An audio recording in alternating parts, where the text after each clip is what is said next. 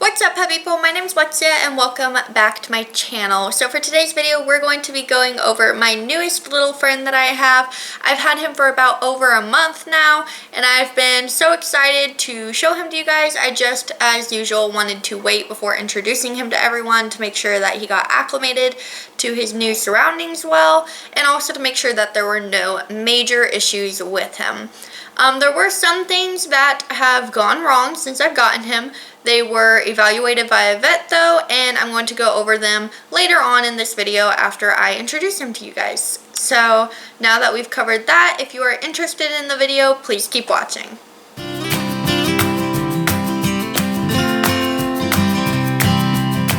Okay guys, so as I said, I'm going to be introducing you to my newest reptile today.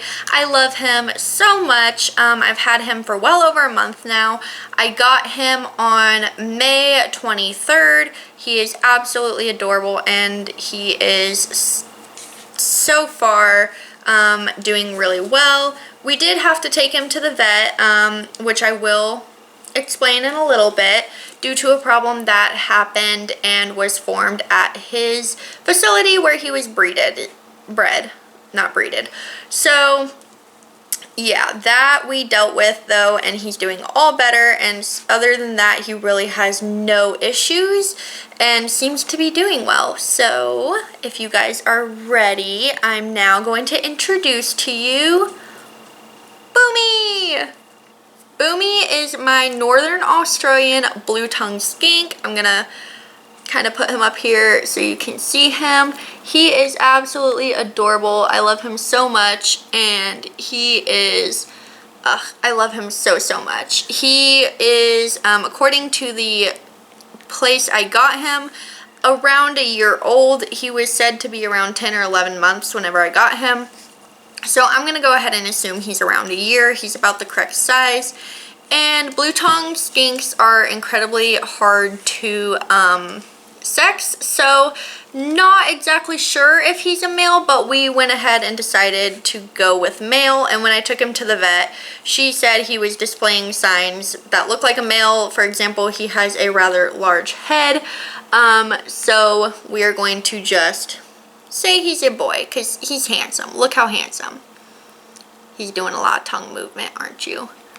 That's what I love so much about these guys, is just that bright blue tongue. They're so beautiful.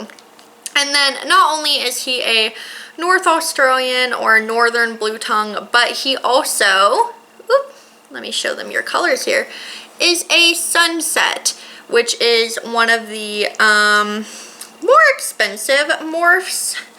But he definitely is worth it to me. He's trying to squirm and get out of my hands. Since he is young, he still doesn't exactly like being held at first. Blue-tongued skinks don't really have any issues with being held. They just kind of squirm and are a little bit flighty whenever they're younger.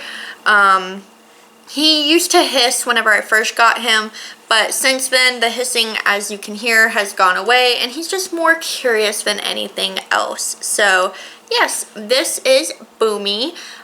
For those of you who are Avatar: The Last Airbender fans, you can probably guess where the name came from, and it's just because he is obviously a little earth dweller. He digs everywhere. He has uprooted most of his plants in his enclosure, so I'm going to be moving them to fake plants, but he, other than that, is amazing. I love him so much, and he's just absolutely adorable and everything I've ever wanted. So yeah, this is Boomy. Now that I have introduced Boomy to you guys, and you now know that I do have a absolutely beautiful Northern sunset morph blue-tongued skink, I'm going to go into the not great part of having had him so far, and that is the fact that I got him from the breeder with a respiratory infection. So as I said, I brought him home on the 23rd. Whenever we first brought him home and put him into the enclosure, we noticed the moment, so we were in the car and he sneezed, and I thought that it was just him kind of being upset or not being happy with the fact that he was in a box, but I I dismissed it because I was under the impression that I got him from a good location. And while I was looking at him after he sneezed, I also noticed a bump on his back, which I will go into further a little bit later in this part of the video. But anyway, so he sneezed, and then when I brought him home and put him in the enclosure, he sneezed again. I thought he was just clearing out some substrate or like dust that might have gotten in his airway, because blue-tongued skinks do that occasionally. So once again, I thought nothing of it. I was like, this is a little weird. I told my husband that we'll watch it, but maybe he's just clearing out his airways. So fast forward to a week later, 7 days later, and I'm like watching him and noticing he is a little lethargic, a little more than I expected him to be. And once again, I've never owned blue-tongued skinks before, so I thought maybe he was just still adjusting to his new home. And I didn't hold him at all for the first 5 days due to the fact that we were letting him settle. You know, you don't mess with reptiles whenever you first put them in their home. I watched him. He had pooped, he had drank his water, and he had eaten the food I had given him. He didn't eat all of it, which I thought was a little weird, but he was just introduced to a new environment, so I was like, okay, maybe he's just adjusting. You know, I didn't want to jump the gun and think that the breeder or location I got him from would have sold me a sick reptile. So as time went on, you know, made it to the 7th day, I was holding him and looking at him, and his eye looked a little weird, was a little irritated looking, so I took some of my Reptile eye rinse, which I'll insert a picture of here.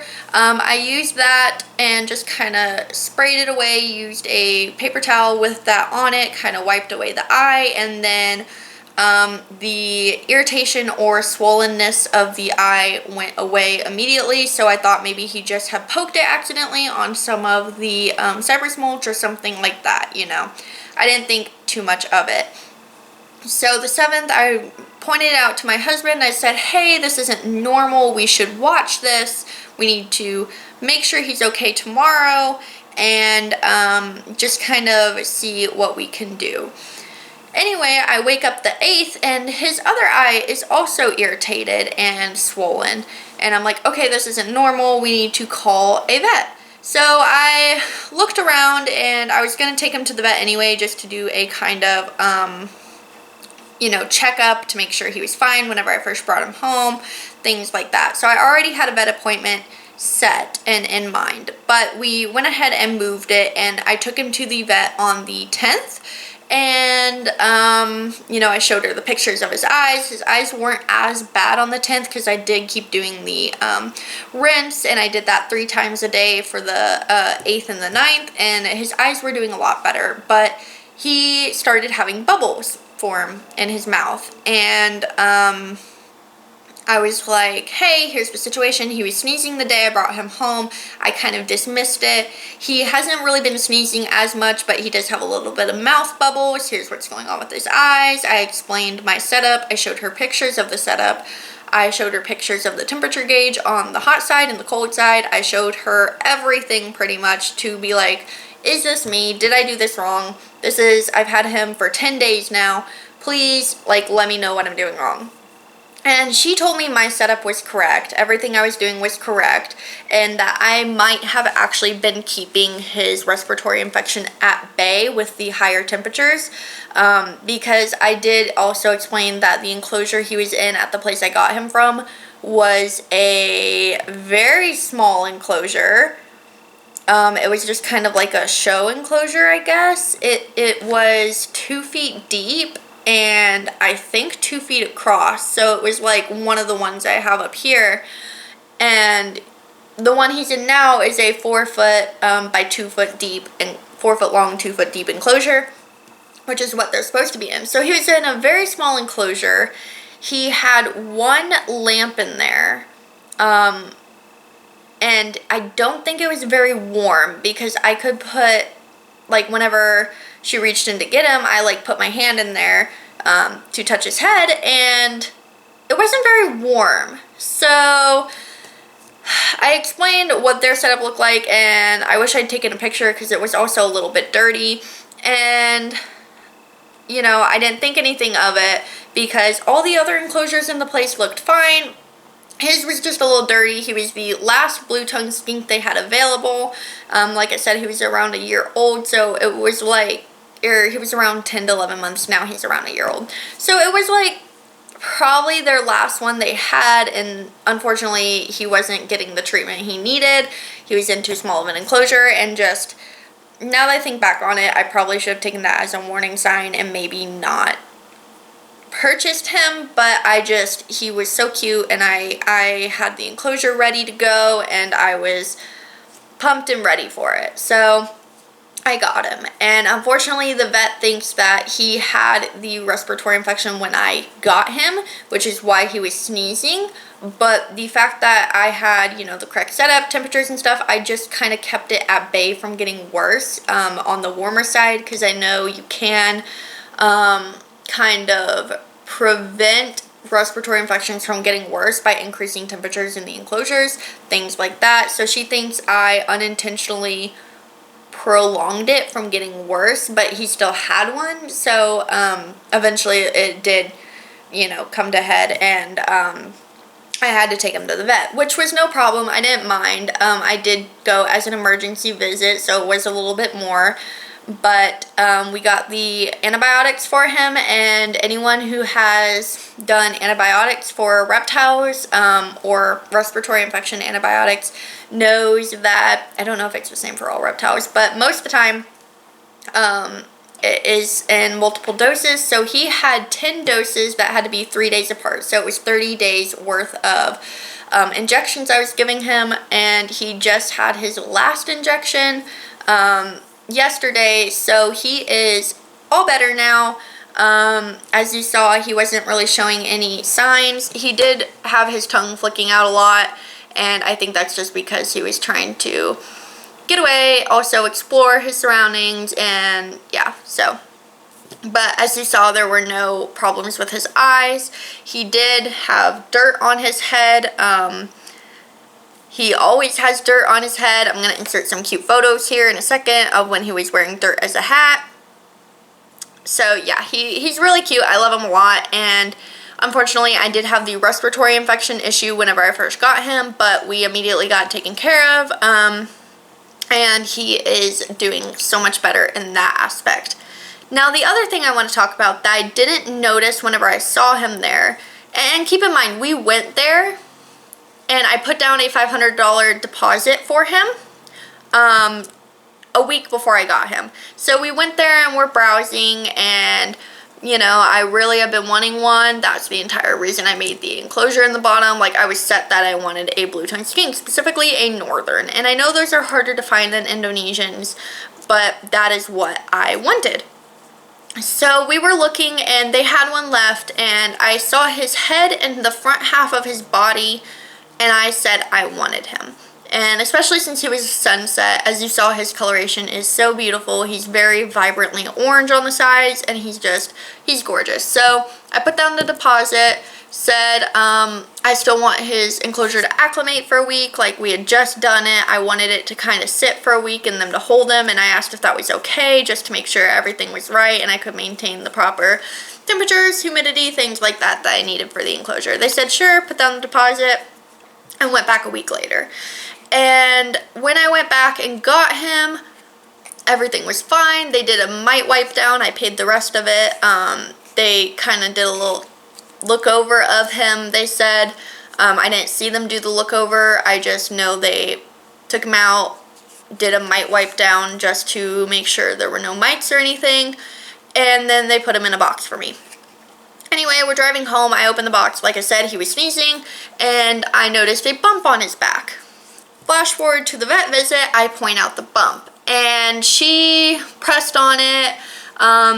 He didn't seem to be in any pain. He still doesn't seem to be in any pain whenever we touch the bump, and she just thinks it was an injury that happened whenever he was very young, or it is the beginning of MBD, but she doesn't think that it's going to progress anymore or anything like that. I make sure to dust all of his food with calcium, even though it's debated if blue tongue skinks need UVB. I do have a UVB and a Power Sun in there. The Power Sun is more for heat than anything. It's for light and heat, and then I also have a halogen bulb for heat. And he does great. I can keep it right in the temperature range it needs to be, which the basking spot for northerns is around 95 degrees. I go a little bit higher, 95 to 100, just to ensure that I was helping him with the respiratory infection he had, and he seems to be doing very good with those temperatures. He loves basking, and I do also have a thermometer gauge, or is it a thermometer gauge? One of those temp gauges that shuts off the temperature whenever it gets too high, just to ensure that he doesn't get too warm on the warm side. And then also it will beep at me if it drops below a certain degree. It hasn't beeped at me for the lower degree yet. It just does shut off whenever it gets a little too warm. So in terms of his housing, I was told by the vet I'm doing everything correctly. In terms of food, I talked to her about the diet I was giving him and like the plan to continue the diet as he gets older. And she said I was doing everything correct. So that made me feel better and made me less worried about caring for him in the future. I am worried about the bump on his back and how it might progress. I don't think it will. She doesn't think it will. And according to her, as long as it's not seeming to cause him any pain, I won't need to take him back for that specifically. I am going to take him back here in, let's see, the appointment was made August. I'm going to take him back for kind of just a overview. I'm doing that this current month with Monty. I'm taking her to this new vet for a kind of checkup, just see how she's doing, see how she's progressing. As you guys know, she was a rescue and wasn't in the best of condition. So I just kind of want to get her checked out. I'm going to try and do that yearly now with her. Since the school hadn't been doing that. And I know you don't have to take snakes or reptiles to the vet routinely unless they're having problems or anything, but since she is so old, I want to take her to the vet routinely. And since he just had a respiratory infection and has that bump on his back, I am going to make sure that I get him checked out, or that we can evaluate the bump routinely and just make sure there's no progression with that. I know it seems like I'm doing a lot for him, but he was a very expensive reptile, and B, a reptile I've wanted for a really long time. So I'm just going to do my due diligence as an owner and make sure I'm taking care of him. Alright guys, so you made it to the end of today's video. Thank you guys so much for watching and giving me the love and support that you have. Also, thank you so much for allowing me to show you guys Boomy and talk about my experience with him so far. As I said, it hasn't exactly been a smooth experience, but I am very happy to have him, and he is an absolute blessing. I love him so much. He is so beautiful, and I'm just very thankful to finally be able to share him with you guys.